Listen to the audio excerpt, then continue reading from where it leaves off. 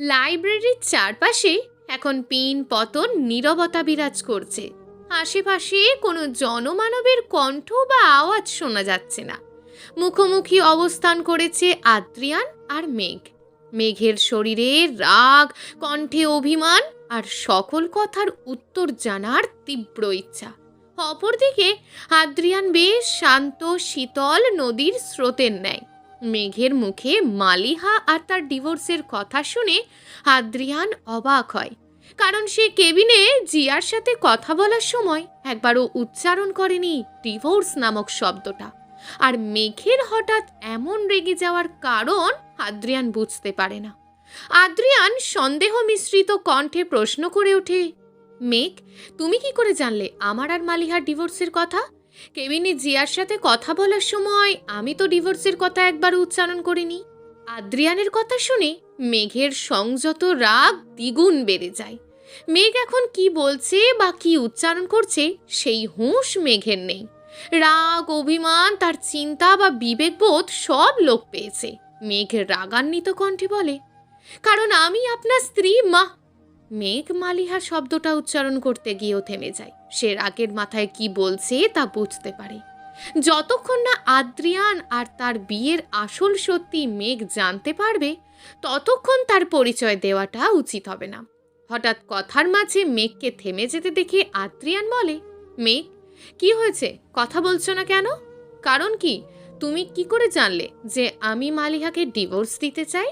আদ্রিয়ানের কথা শুনে মেঘ থতমত খেয়ে যায়। তার এখন কি উত্তর প্রদান করা উচিত সে বুঝতে পারছে না। সত্যি কি মালিহাকে আদ্রিয়ান ভালোবাসে? না তখন জিয়ার হাত থেকে বাঁচার জন্য আদ্রিয়ান শুধু মালিহার নাম ব্যবহার করেছে? মেঘের কি উচিত আদ্রিয়ানকে বলে দেওয়া যে সেই মালিহা? 9 বছর আগে তার বাবার বন্ধুর মেয়ের সাথে জোর করে বিয়ে দেওয়া হয়েছিল।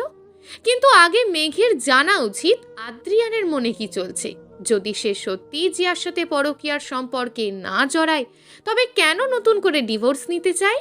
আগে আদ্রিয়ান সব প্রশ্নের উত্তর দেবে, এরপর মেঘ তার পরিচয় দেবে। মেঘ মিথ্যা অজুহাত দিয়ে বলে, কাল রাতে আপনি জ্বরের ঘরে মালিহা আর আপনার বিয়ের সমস্ত ঘটনা বলেছেন। মালিহা আপনার বাবার বন্ধুর মেয়ে, আর তার সাথে আপনার জোর করে বিয়ে দেওয়া হয়েছিল। এরপর আপনি রাগ করে বিদেশে চলে এসেছেন। সব ঘটনাই আমাকে বলেছেন। মেঘের কথা শুনে আদ্রিয়ান বেশ অবাক হয়। কাল রাতে জ্বরের ঘরে সে মেয়েকে এই সব ঘটনা বলেছে। আদ্রিয়ানের মনে পড়ছে না সে কখন বলেছে। এই জন্য আদ্রিয়ানের বিয়ের কথা হঠাৎ করে শুনে মেঘ চমকে যায়নি। কিন্তু জ্বরের ঘরে কি সত্যিই আদ্রিয়ান এমন কোনো কথা বলেছিল? আদ্রিয়ান বলে, মেঘ, জ্বরের ঘরে আমি এখন তোমাকে এসব ঘটনা বলেছিলাম? আমার মনে পড়ছে না কেন? মেঘ আদ্রিয়ানের বিশ্বাস বাড়াতে জোর দিয়ে বলে, জ্বরের সময় তখন আপনার হুঁশ ছিল না আদ্রিয়ান। আপনি বিড়বিড় করে বারবার এই কথা বলছিলেন। মাথায় খুব কাছে আমি বসেছিলাম, তাই সব শুনেছি। মেঘের কথা আদ্রিয়ান বিশ্বাস করতে পারল কিনা তা বোঝা যায়নি। মেঘ পুনরায় আগের প্রশ্ন করে, আদ্রিয়ান স্যার, এখন আপনি উত্তর দিন। যদি জিয়া ম্যামের সাথে আপনার প্রেম ঘটিত কোনো সম্পর্ক না থাকে, তবে কেন আপনি নিজের স্ত্রীকে ডিভোর্স দিতে চান? বলুন কেন? আদ্রিয়ান বুঝতে পারে এখন মেঘের থেকে কোনো কথা লুকিয়ে রাখাটা সম্ভব হবে না। আদ্রিয়ান বলে, কারণ আমার স্ত্রী মালিহা এখন বিয়ে ঠিক হয়ে গেছে অন্যজনের সাথে। 3 দিন আগে তার এঙ্গেজমেন্ট ছিল, এজন্য তাকে নতুন করে ডিভোর্স দিতে চাই আমি। আদ্রিয়ানের কথা শুনে মেঘের মাথায় আকাশ ভেঙে পড়ল। নতুন করে বিয়ে মানে? কার সাথে বিয়ে মালিহার? কিন্তু মালিহাই তো মেঘ। মেঘের 3 দিন আগে এঙ্গেজমেন্ট হয়ে গেছে, অথচ মেঘ নিজেই জানে না। আদ্রিয়ান এসব কি বলছে? ও কি পাগল হয়ে গেছে? মেঘ বলে, কে বলেছে আপনাকে আদ্রিয়ান স্যার যে মালিহার নতুন করে বিয়ে হচ্ছে? 3 দিন আগে তার এঙ্গেজমেন্ট হয়েছে। মালিহার নিজে ফোন করে বলেছে আপনাকে? না, মালিহার সাথে আমার কোনো কথা হয়নি। তবে মালিহার বিয়ের কথা আমি শুনেছি আমার বোন সৃষ্টির কাছ থেকে। সৃষ্টি সহ আমার সম্পূর্ণ পরিবার মালিহার বিয়ের অনুষ্ঠানে গিয়েছিল। আদ্রিয়ানের মুখে সৃষ্টির নাম শুনে মেঘ ভীষণ অবাক হয়। সৃষ্টি কেন বলতে যাবে মালিহার বিয়ের কথা? সৃষ্টি তো আদ্রিয়ানকে মিথ্যে বলার কথা না। আর এই মালিহার বিয়ের অনুষ্ঠানে গিয়েছিল মানে? মেঘের হঠাৎ করে মনে পড়ে তাদের দূরের একজন প্রতিবেশীর মেয়ের নাম মালিহা ছিল। মেঘ তখন দেশে থাকতো, তখন শুনেছিল মালিহার বিয়ের কথা চলছে। তবে কি আদ্রিয়ান ওই মালিহাকে নিজের বউ মালিহা মনে করেছে? ও গড মেঘ, তোর পিছনে এত ঘটনা ঘটে গেছে অথচ তুই কিছুই জানিস না। মেঘ আদ্রিয়ানকে বলে, আদ্রিয়ান স্যার, আপনার বোন সৃষ্টি কি একবারও আপনাকে বলেছে যে আপনার স্ত্রী মালিহার বিয়ে হচ্ছে? দেশে কি মালিহা নামে শুধু একটা মেয়েই আছে? আদ্রিয়ান স্যার, আপনি এতটা বোকা কি করে হতে পারলেন? হ্যাঁ, আমি জানি মালিহা নামক অনেক মেয়ে আছে, কিন্তু সৃষ্টির কথা শুনে আর পরিবারের সবার যাওয়ার কথা শুনে মনে হয়েছে সত্যিই হয়তো মালিহার বিয়ে হয়ে যাচ্ছে। আদ্রিয়ান স্যার, মানুষ শুধু আপনজনের বিয়ে অনুষ্ঠানে যায় না, পাড়া প্রতিবেশী বলেও একটা শব্দ আছে, তাদের বিয়ে হলে কি সেই অনুষ্ঠানে আপনার পরিবার যেতে পারে না? হতেই পারে মালিহা নামের অন্য একজন মেয়ের বিয়ের অনুষ্ঠানে আপনার পরিবার যাচ্ছে। এটা কি খুব অবাক করার বিষয়?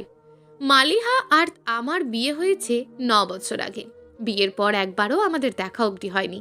যদি এখন মালিহা নতুন করে বিয়ে করে, তবে তা খুব অবাক করা বিষয় হবে না আমার কাছে মেঘ। এই জন্যই মালিহাকে নতুন করে ডিভোর্স দিতে চাই আমি। ওর জন্য কাবিনের টাকা আমি আগে থেকেই দিয়ে দিয়েছি। আদ্রিয়ানের কথা শুনে মেঘ হাসে আর তার দিকে তাকিয়ে বলে, কেন আপনি অবাক হলেন না আদ্রিয়ান স্যার? কেন আপনার একবারও মনে হয়নি যে আপনার স্ত্রী হয়তো ৯ বছর পর এখনও আপনার জন্য অপেক্ষা করছে? যে স্বামীকে একবারও চোখে অবধি দেখেনি তার জন্য অপেক্ষা কেন করবে মালিহা? কারণ আপনার জন্য বিয়ে কোনো খেলা হলেও মালিহার জন্য তা ছিল না। বিয়ে কোনো খেলা নয় আদ্রিয়ান স্যার, যে আপনি যখন চাইলেন ডিভোর্স দিয়ে দেবেন আর যখন চাইবেন বিয়ে করবেন। আপনি কি আদেও বোঝেন বিয়ে কি, স্বামী স্ত্রীর সম্পর্ক কি? শুধু কি কাবিনের টাকা দিলেই সব দায়িত্ব শেষ হয়ে যায়? স্ত্রীর প্রতি কি শুধু কাবিনের টাকা আপনার দায়িত্ব? কোনো মেয়ে কি শুধু এই সামান্য টাকার জন্য বিয়ে করে? যদি বিয়ে শুধু কাবিনের উপর টিকে থাকতো, তবে মেয়েরা বিয়ের পর তাদের স্বামীর কাছ থেকে টাকা নিয়ে তাকে ডিভোর্স দিয়ে দিত, সারা জীবন সংসার করতো না। আপনার টাকা দিয়ে কি ৯ বছর ফিরিয়ে নিয়ে আসা যাবে? আপনি কি একবারও ভেবে দেখেছেন যখন আপনি দেশে বউ রেখে আমেরিকায় চলে এসেছেন তখন আপনার বউয়ের মন কেমন ছিল? আদ্রিয়ান স্যার, আমেরিকা আর দেশের মধ্যে হাজার খানিক পার্থক্য রয়েছে। দেশে যদি কোনো মেয়ের স্বামী 10 দিনও বাড়ি না ফিরে আসে, তবে সমাজের মানুষ তাকে কি পরিমাণ কথা শোনায়। আর আপনি তো 7 বছর বাড়ি ফিরে যাননি। তাহলে ভাবুন আপনার স্ত্রীকে মানুষ কত কথা শুনিয়েছে। আপনার পরিবারের মানুষ হয়তো অনেক ভালো, কিন্তু সত্যি কি জানেন, শ্বশুরবাড়ি হয় আর শাশুড়ি শাশুড়ি হয়। আপনার কি মনে হয় আপনি চলে আসার পর আপনার মা মালিহাকে মাথায় করে রাখতো? তার সন্তান মালিহার জন্য দেশে ফিরে আসেনি, এই খোঁটা কি তাকে দিত না? সমাজের মানুষ যখন বাড়ি এসে জিজ্ঞেস করতো, মালিহা তোমার স্বামী কই, তোমার স্বামী আসে না কেন বিদেশ থেকে, এইসব কথা কি জিজ্ঞেস করতো না? কোনো মেয়ের স্বামী যদি তাকে রেখে চলে যায় বা তাকে ছেড়ে দেয়, তবে সবার আগে দোষটা মেয়ের হয়। আপনি কি একবারও ভেবে দেখেছেন 14 বছরের এতিম মেয়েটার তখন মানসিক অবস্থা কি ছিল? তা আপনি ভাবেননি, কারণ আপনার ভাবার প্রয়োজনই ছিল না। আপনার কাছে শুধু আপনার বাবার স্বপ্ন আর কেরিয়ারটাই গুরুত্বপূর্ণ ছিল। কিন্তু আপনার স্ত্রীর ওপর কি কোনো দায়িত্ব? সেও হয়তো বিয়ের পর নিজের স্বামীকে নিয়ে হাজারো স্বপ্ন দেখেছে, সেই স্বপ্ন আর ইচ্ছে পূরণ করার দায় কি আপনার না? এই 9 বছরের মধ্যে কি একবারও ফোন করে জিজ্ঞেস করেছেন মালিহা কেমন আছে, বেঁচে আছে না মারা গেছে? না, করেননি আপনি। সংসার আপনার আর মালিহার দুজনের থাকার কথা ছিল, তাই না? তবে কেন সব সিদ্ধান্ত আপনি একা নিলেন? মালিহা কোথায় আপনার জীবনে? কখনো নিজের স্ত্রীকে যত্ন নিয়েছেন আপনি? তাকে ভালোবেসে সম্মান দিয়ে আগলে রেখেছেন? একবারও জানতে চেয়েছেন ওই এতিম মেয়েটা কেমন আছে? তার সাথে সমাজ বা পরিবারের মানুষ কি ব্যবহার করছে? আপনি তাকে বউ না, বাড়ির আশ্রিতা করে রেখে দিয়েছেন। আশ্রিতা মানেন কি জানেন? কাজের লোক। মালিহা কি আপনার বাড়ির কাজের লোক না আপনার বউ? আর রইল বাকি ডিভোর্সের কথা। আদ্রিয়ান, বিয়ে ডিভোর্স এসব কোনো মজা না যে আপনার যখন ইচ্ছে হলো ডিভোর্স দিয়ে দিলেন। আপনি কি ডিভোর্সের সিদ্ধান্ত নেওয়ার আগে একবারও জিজ্ঞেস করেছেন মালিহাকে যে সে কি চায়? সে কি সত্যিই আপনাকে ডিভোর্স দিতে চায়? না, এখনো আপনার সাথে সংসারটা করতে চাই। আপনি কাবিনের টাকা ডিভোর্স দিয়ে হয়তো আপনি নিজের চোখে ভালো হতে পারবেন, মহান হতে পারবেন, কিন্তু আপনি কি পারবেন মালিহার জীবনের 9টা বছর ফিরিয়ে দিতে? আপনার এই মহান হওয়ার উক্তি দিয়ে হয়তো উপন্যাস রচনা করা যাবে, কিন্তু মহান হওয়া যাবে না। সংসার শব্দটা এত সহজ নয়। সংসার করার জন্য স্বামী স্ত্রী উভয়কে ত্যাগ করতে হয়। কিন্তু আপনি কি ত্যাগ করেছেন? শুধু নিজের স্বার্থপরের মতো নিজের স্বপ্ন আর ক্যারিয়ারকে গুরুত্ব দিয়েছেন। মালিহা কখনো আপনার মনে বা জীবনের কোথাও কোনো কোনাই ছিল না। আপনার সবটা জুড়ে শুধুমাত্র কেরিয়ার আছে। আপনি হয়তো ভালো ডক্টর হতে পারবেন, কিন্তু ভালো স্বামী নয়। মেঘের কথা এতক্ষণ মনোযোগ সহকারে শুনছিল আদ্রিয়ান। তার মনে হচ্ছিল তার সামনে মেঘ নয়, বরং মালিহা কথা বলছে। আদ্রিয়ান বলে, মেঘ, কে তুমি? তোমার পরিচয় কি? আমার কেন জানি মনে হচ্ছে যে তুমি হয়তো মালিহাকে চেনো কোথাও। তুমি মালিহা নও তো? মেঘ আদ্রিয়ানের দিকে তাকিয়ে স্পষ্ট আর তেজি কণ্ঠে বলে, আর যদি আমি মালিহা হই তখন? আদ্রিয়ান অবাক হয়ে বলে, মেঘ, তুমিই মালিহা, আমার স্ত্রী? চলবে। গল্প তোমার নামে নীলচে তারা, লেখিকা হিয়া।